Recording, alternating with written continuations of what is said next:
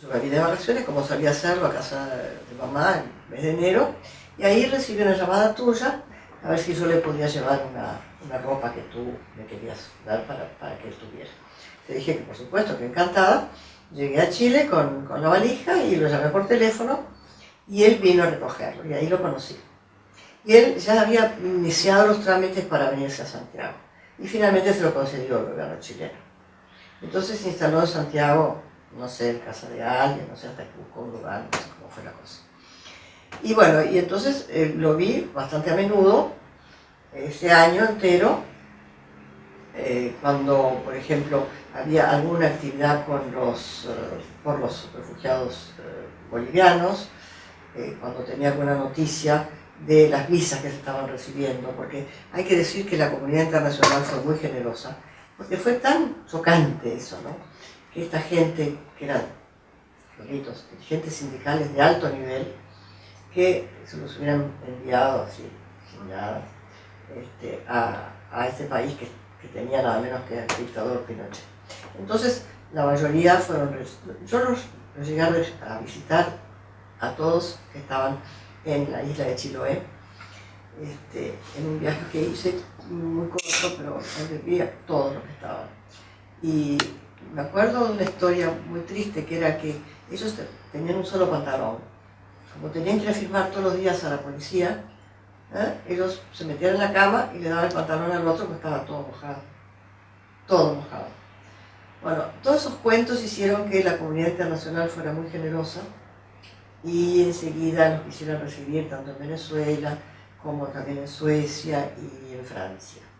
Así que en poco tiempo ellos pudieron salir. Pero, naturalmente, tu padre quedó todo ese año y como acercándose más a diciembre, él le llegó una notificación del gobierno chileno que lo invitaban a dejar el país. Entonces él estaba con un poco de susto, porque, siendo un hombre muy valiente, por supuesto, con toda su vida anterior, que ustedes la conocen muy bien, por cómo podía hacer ese trámite, ¿no? Entonces yo lo acompañé a Migración y dijimos que venía para notificarse, para que le dieran la salida de Chile, porque él se iba a la Argentina. Y me acuerdo que fue una larga espera de Migración, muy larga. Y fue la primera vez que yo lo vi a tu padre nervioso. No me la van a dar, no me la van a dar, no me la van a dar. Ay, sí, doctor, se la van a dar, espérate, se la van a dar. Bueno, la cuestión es que demoraron un rato, finalmente se la dieron y se fue. Probablemente adrede demoraron. Claro, claro, por supuesto, para amedrentarlo, para asustarlo, esas cosas que se hacen, bueno, ya sabemos. Siguiendo el relato así de lo que yo recuerde, en el año 76 a mí me tocó ir a hacer un viaje con mis hijos y aproveché, estuve en la sede en Ginebra y recorrí algunos países y volví por Buenos Aires. Y entonces ahí supe que estaba, bueno, llamé a celular como estaba muy bien, que quería verme y estuvimos un rato ahí en un café charlando. ¿Y ese año fue el 76? Diría que fue abril del 76 más o menos, por ahí, marzo, abril del 76. Yo estaba regresando de Europa.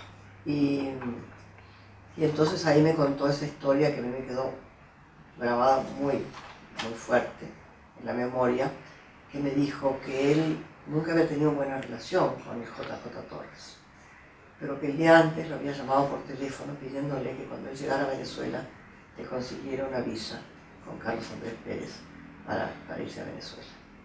Y a los pocos días supimos que lo habían asesinado. Y sí, porque a papá, el embajador que estaba en Buenos Aires me contó cuando vino de embajador acá. Y yo estaba en la embajada de Bolivia. Y me contó y me dijo, recibí un pedido de nuestro presidente en el que me decía de inmediato saque a Siles. Y lo hicimos milagrosamente. Y no hubo tiempo de Torres. Bueno, después siguiendo así en la historia, nos iríamos a Venezuela. A mí me tocó ir varias veces a Venezuela por razones de trabajo. Una fue un encuentro de mujeres latinoamericanas, bueno, que me mandó a la ACNUR, y ahí entonces lo vi, estaba muy bien. Me tocó ir a Venezuela, me alojé en casa de mi hermano, y mi hermano lo invitó, bueno, la señora lo invitaron a comer a la casa, así conoció a mi cuñada también, y a mi sobrino Martín.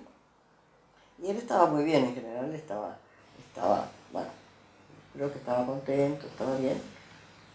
Mucho contacto con bolivianos, mucho contacto con los bolivianos. Sé que tenía muchas reuniones y todo, pero más que eso. Yo creo que preparando ya la UDP. O sea que el MIR ya le rogaba y le rogaba y le rogaba que sea el candidato de la Bueno, UDP. y él entonces ahí me había hablado de Jaime Paz. Y en uno de mis viajes a Panamá, ahí conocí a Jaime. Y a Toño también. Porque me hablaba mucho de Jaime y de Toño.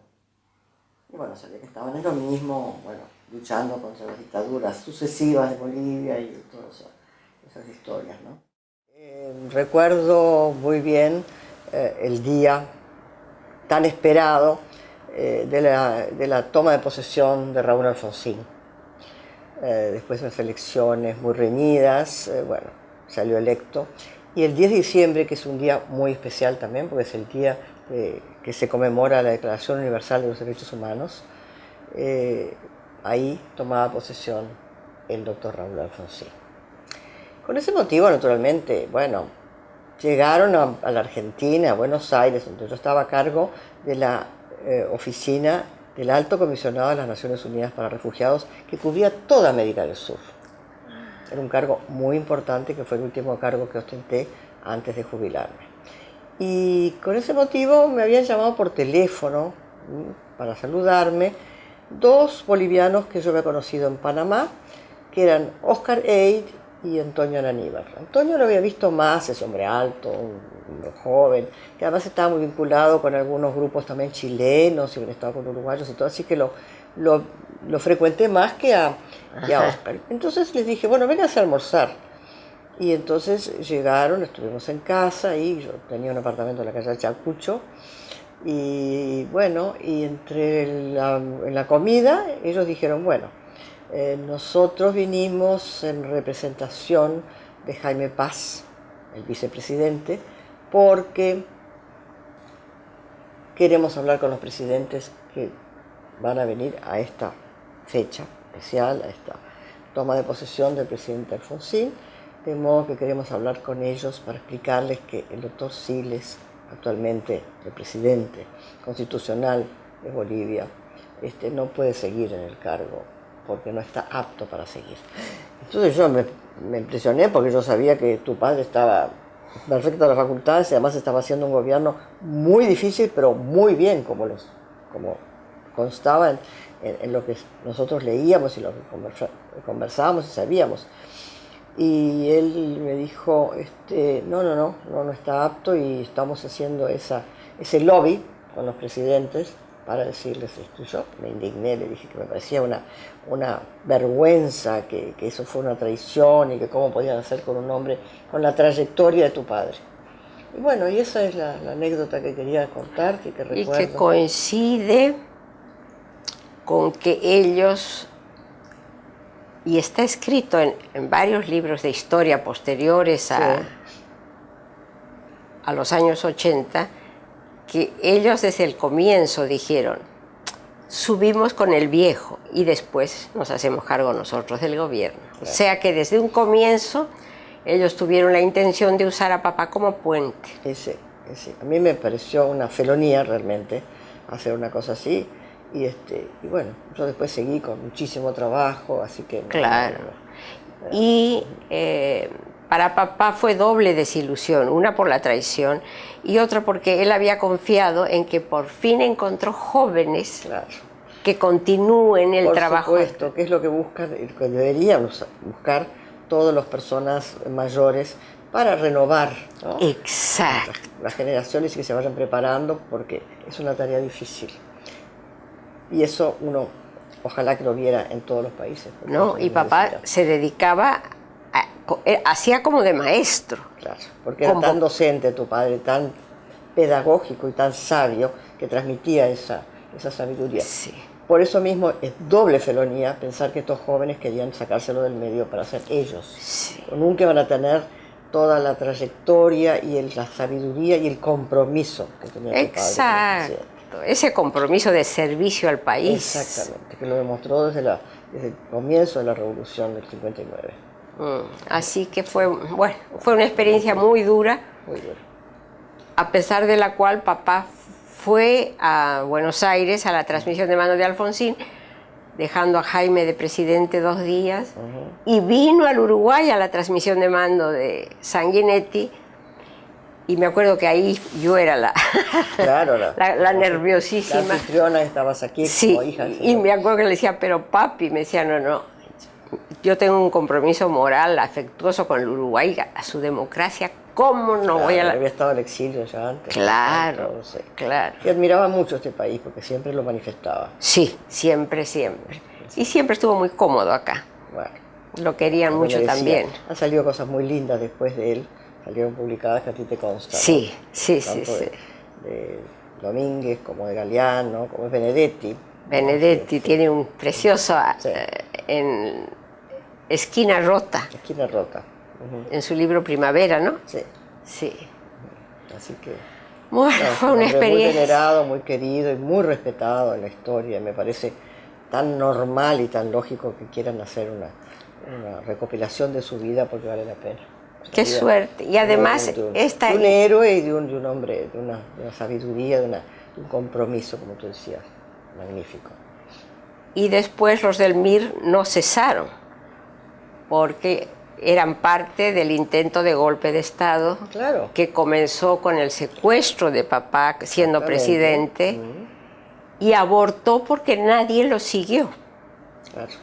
Y a mí me dio mucha indignación, estando ya acá viviendo en el Uruguay, la pseudo protección que le dieron a estos 3 que fueron los que intentaron asesinarlo. Pero fue solamente de paso porque después se fueron para Fue Brasil. más bien una forma de ayudar, porque ningún país los quería recibir. Sí, claro. En fin, la historia tiene sus... Sí, sus explicaciones también. Es muy difícil estar en un cargo y poder contemplar, todas las situaciones a veces tan complicadas que se presentan. Y papá siempre decía, son 3 mercenarios, pobres desgraciados. Pero lo podía encontrar siempre por plata, ¿no? Siempre claro, eran gente muy sencilla, muy humilde, pero lo podían haber matado, porque hasta el último momento estuvieron con el revólver en su espalda. Hubiera sido un magnicidio, pero terrible, ¿no? Terrible. Tal vez hubiera dado comienzo a una guerra civil muy fea. Ay, claro, también, porque él subió por el apoyo popular, porque el apoyo popular gritaba que quería que fuera Torciles Suazo el presidente. En fin, los del MIR se equivocaron. Pero Jaime llegó a la presidencia. Los traidores siempre se equivocan, finalmente. Sí, ¿no? Tienes razón. Muchísimas gracias, Belela, por este testimonio. No, es muy cortito, pero es un... Que para nosotros es, además de todo lo que has acompañado a papá, en Chile, en Venezuela.